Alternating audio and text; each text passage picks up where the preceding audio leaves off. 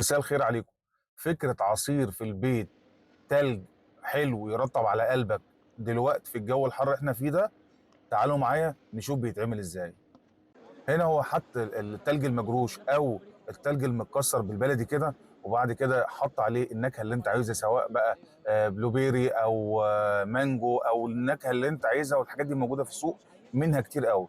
وبعد كده حط تلج فوق وتحت بين الطبقتين بتاعت الطعم اللي انت بتحبه زي ما انتم شايفينه كده. تلج مكسر وبيحط من فوق، وبعدين هيرجع يضيف تاني النكهه اللي انت عايزها. هو بيحاول يعلي من النكهه قوي عشان هتفرق معاك جامد قوي في الطعم يا جماعه. بجد بجد الفيديو ده من الفيديوهات الحلوه قوي اللي ترطب على القلب فعلا. اهو ده الصوصات بتاع بلاي بيري ومانجو، او النكهه اللي انت تحبها موجوده، والاطعمه دي موجود منها الغالي والرخيص والوسط. بعد كده بقى السر ان انت تحط عليه الحاجه اللي الصودا اللي هي سموها الصودا الليمون، زي ما انت شايف كده هو بيصب في الفيديو اهو.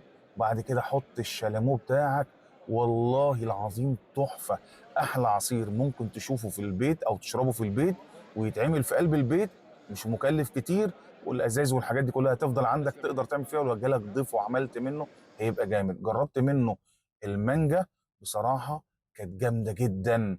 المانجا بجد حلوه، طعمها حلو، سبحان الله. المانجا في الفريش طبيعي حلوه، وحتى في الصوص بتاعها برضه طعمها حلو قوي.